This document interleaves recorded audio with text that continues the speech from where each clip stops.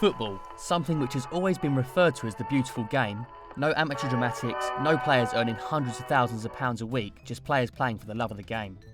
Technology is taking over the game, and only the people who can afford to go and see it can go.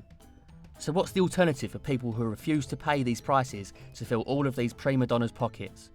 The wonders of non-league football. Plumbers, builders, carpenters, you name it, they are put out onto these boggy pitches with attendances just making it into the hundreds, being paid £20 a week, but you can guarantee that heart and passion will be something to put Premier League football to shame. So I want to see why people choose to go and watch these people, rather than the glitz and the glamour of the Premier League. I'm sure to find some very interesting characters everywhere that I go. So my search starts here at the famous home of Basingstoke Town Football Club, the Camrose. I'm about to go into the clubhouse behind me, where I'm going to try and find the most passionate, dedicated non-league football fans. Tonight they welcome Sutton United, who have travelled from over an hour away to see if they can do it on a cold Tuesday night in Basingstoke. Basingstoke Town are members of the National League South, the sixth tier of the English League system. The club was established in 1896 and the Camrose capacity is about 6,000. But only the true fans turn up midweek to see their beloved club play, especially as Basingstoke are worryingly near the foot of the table. So I started in 1997. So I came along with my dad in 1997. He's been going since the 60s. Granddad going since the 40s. So sort of like a family. In around 8 or 9 years ago, FA Cup, we went all the way up to Chesterfield. Won 1-0 up there. But yeah, because it's the Southern League, there's not that high you go up. In England, halfway up, Trevor, Oxford, Weston-super-Mare, Truro, it's quite a way down. But yeah, for the league games. Yeah. I mean, I got a season ticket. So yeah, that works out sort of, I think about £7 or £8 a game. So every sort of fortnight, good value for money. There's been a lot of sort of relegation scraps as well that we've had, where we stayed up on like the last day of the season. FA Cup games are always the big ones. Chesterfield again was a big one. So now time to see the action on the pitch, the only thing that keeps these people coming back. I was intrigued. I noticed fans with Premier League merchandise on, people in groups, people on their own. Maybe they wanted to come for a very good standard of football. Maybe? One of our best memories of watching Basingstoke is when we lost the game and the opposing keeper was giving it all, and then all the supporters were getting a bit wound up with it, throwing stuff in that. That was a pretty good memory, to be honest. I mainly just come for the atmosphere, really, just to annoy the opposing fans. That wants to be Sport Palace. Basingstoke till I die! There was one fan that I met at the Camrose who really stood out to me, and he was actually a fan of the opposition, Sutton United. He goes home and away every week and even filmed the action for the other fans to see. What I was hearing was very interesting. Well, my first game was in October 2005. I started going regularly in 2011, and since then it's been an addiction, really. Haven't stopped since then. Oh yeah, all the time, but you tend to get, when you tell them about it and convince them to come down just for one game, they tend to kind of see what it's all about. You know, it's not just pub football, you know, it's proper semi-professional to professional football. And I mean, I've got a few mates who are Chelsea fans who came down for a Sutton Chelsea pre-season friendly, and now they're season ticket holders. So yeah, you do get a lot of grief for it, but it's nice to show people what it's all about. Last week I went Bob Regis away on a Tuesday night, cup replay. That went to extra time. We lost to an own goal in extra time. Didn't get back till about 1 a.m, but you know, no regrets. It's trips like that will stay in your memory for the wrong reasons that time, but you get loads that will stay in your memory for the right reasons as well. Well, in pre-season we went to Jersey away in a pre-season friendly, and that was the weekender. But in the league we've got Truro City away. That's the weekender. But I'd be prepared to go to the other side of the world to Sutton if it came to it, really. Again, a bad memory, but a 2-0 defeat at Whitehawk. We had quite a lot to drink, and then we were relying on my phone to give us directions back to the station, but then run out of mobile data, so we had to find our way back. It was about an hour walk if we knew the way. We just kind of knew the general direction of where it was. It took us maybe 3 hours to find the station, asking people directions every 2 minutes.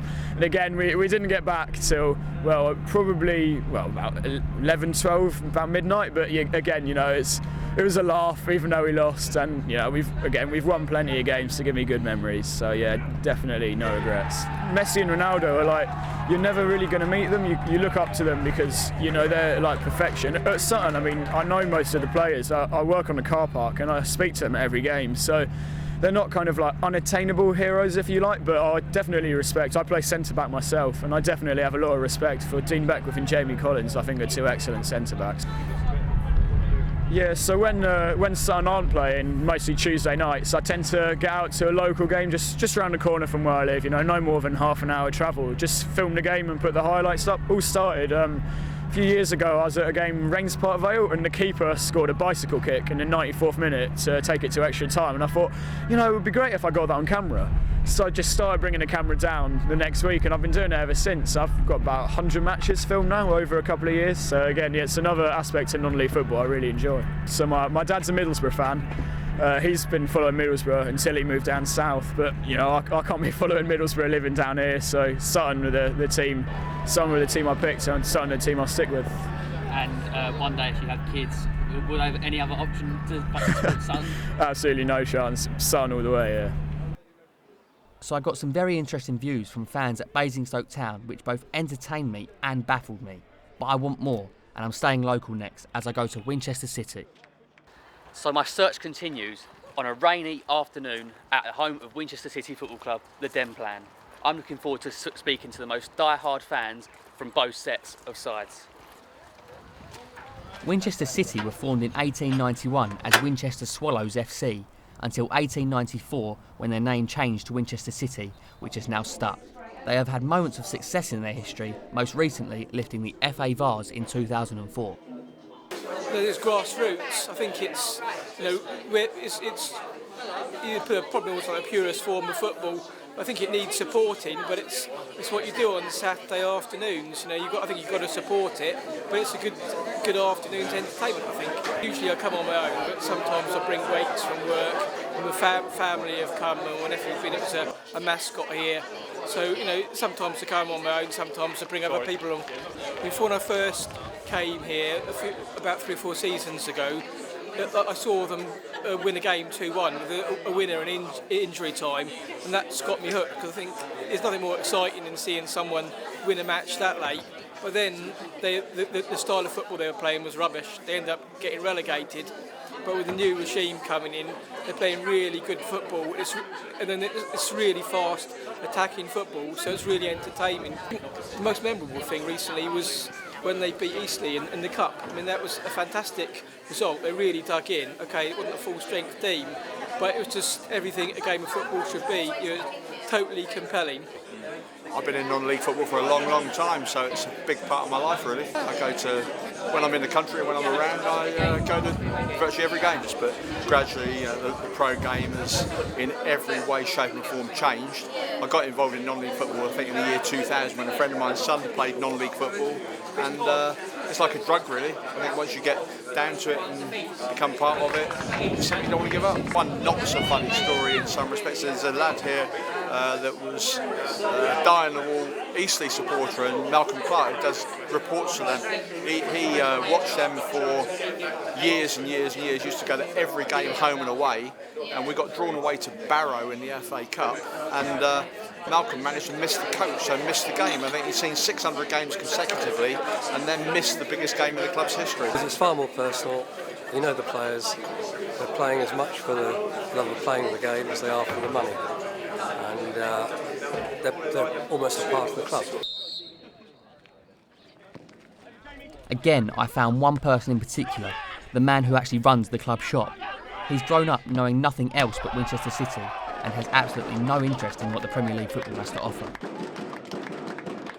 Yeah, I've been supporting Winchester City since 1948, when I was 6. But we've had the club shop going for a long time. And when we won the FA Vase in 2004, we actually in 1 hour sold £72 worth of goods for the trip up to Birmingham for the final, which we won 3-0. What I like about non-league football is it's not so expensive as Premier or Football League. There's a lot of friendship between the supporters, and you can actually speak to the players after the match. The furthest I've travelled to support the club was up in Mossley in Manchester, the same season as we won the FA Vase, and it was tremendous. Friendly atmosphere with the fans up there, and afterwards, because we won the match, they lined up afterwards and clapped and wished us success in the competition, which we went on to win. Things that stick in my mind is we've got a chap here today, Warren Bentley, as you saw, score some goals. He scored over 40 goals this season. We also had a player called Jamie White who scored 49 goals, and we had a chap called Andy Forbes who scored 50 goals all in a season. So they're my vivid memories of football. In fact, I went to Marlow on Tuesday night for an away match where Warren scored a goal from 25 yards. Nobody expected it, and even the Marlow supporters said, what a great goal it was. And, would you get that in the Premier Division? I doubt it. Yeah, maybe not. I was really starting to see in some way why people would invest so much time into this type of football. But I wanted to cast my mind to a different area of the country as I next travelled down to the glamour of Essex. Great Wakering Rovers FC, a side who finished in 15th place in the Isthmian League last season, are my next club who I'm putting my focus on. Today I've travelled down to Essex where I'm broadening my search to find the most passionate fan in non-league football. Today I'm at Great Wakering Rovers FC where they welcome Thamesmead Town in a mid-table clash. But today's a little bit different. I've heard about one fan in particular that I just had to meet and find out why he loves his club so much. Tom Byford, a die-hard Great Wakering Rovers fan, yes, there are some, has agreed to talk to me today about what makes following his team so addictive. If there was anyone who could convince me, maybe he was the one. Well, I've come to this club ever since I was a little boy at 4 because my old man used to take me every week, and I thoroughly believe everyone should support their local club. And I love non-league football because these players on this pitch, they're playing for the love of football, not for the money, not for the star, not for the fame, but because of the passion, because they want to be playing for this club.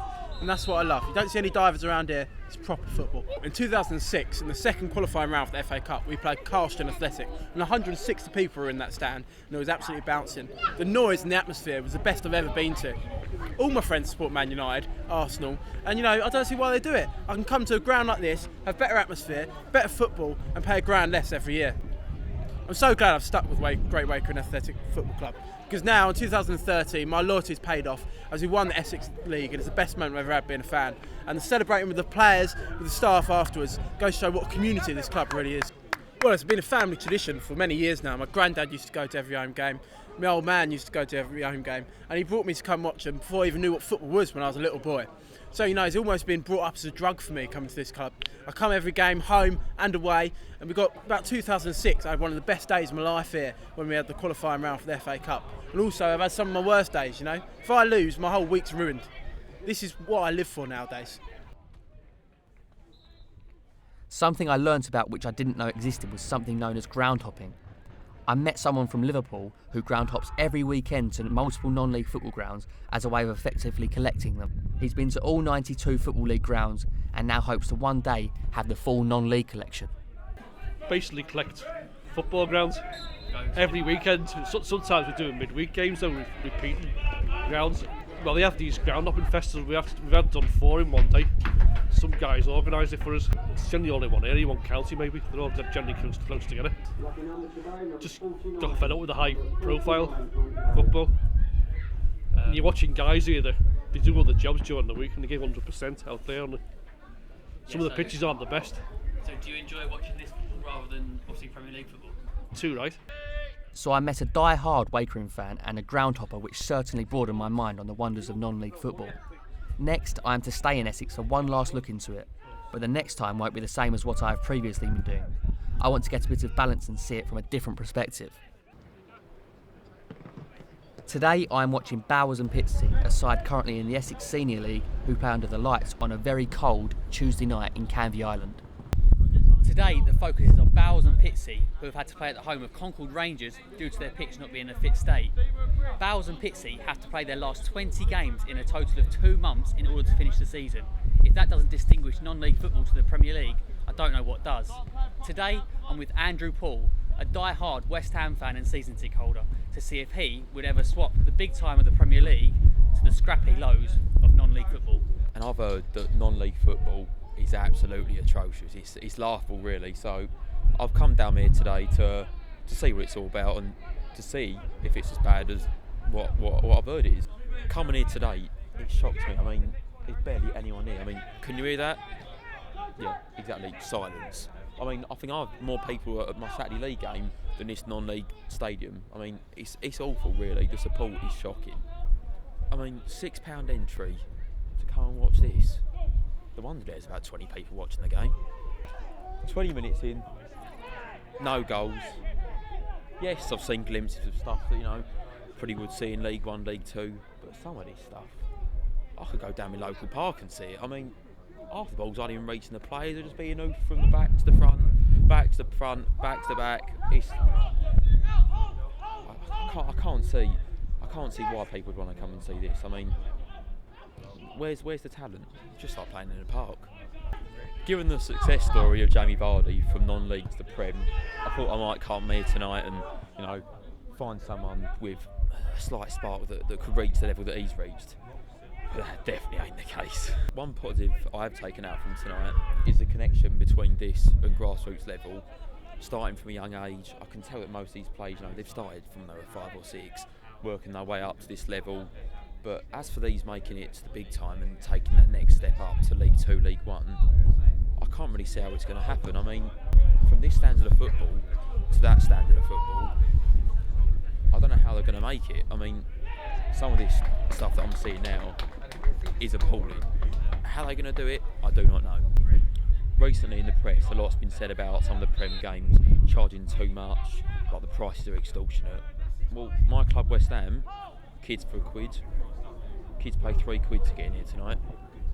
How does that work out? I didn't come here tonight 2 minutes into the game for it to be stopped, for corner flags to be put in. I mean, what the bloody hell's that all about? I mean, I play Saturday League football and that would never ever happen. The corner flags are in at the start of the game.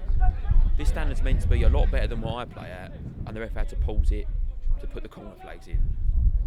That does sum up amateur football, come on. Whilst being over here tonight, I've noticed that a few players, you know, the technical ability is not all there, but the heart and desire for both teams, I'd say so. I mean, I think they could teach a Prem team a thing or two. Everyone's working their socks off, the tackles are flying in, everyone's putting 110% effort in. Some Prem teams, half the team are just walking about, and I don't even care. You know what, I think Prem, it's all about the money. This standard of football, it's definitely about just playing football and enjoying what they're doing and putting on a good show for the 20 sort of fans that are here. So I think Andrew had mixed views on the state of non-league football, some good, but mostly bad. But would he ever come back and maybe look into it more often? Or is the glitz and the glamour of the Premier League football too much of a pull for him? Well, that was my first experience of a non-league football tonight. Would I come back? Probably not, no. I think I'll stick my West Ham season ticket. Yes, as I said before, passion, desire was there to be seen. But in terms of the quality, you can't beat watching West Ham. This is just uncomparison. Non-league football can certainly divide opinion, but for the faithful fans, it's certainly a way of life. The ordinary people playing, the over-enthusiastic fans, and the family-orientated atmosphere makes it an entity which should really be treasured, and something which is certainly undervalued because of the Premier League. The passion for these clubs still exists, and people are still being brought up from a young age knowing no different. Long live non-league football. Penalty, penalty, penalty, penalty shot. Penalty, penalty, penalty, penalty, penalty. That's a penalty. Shot!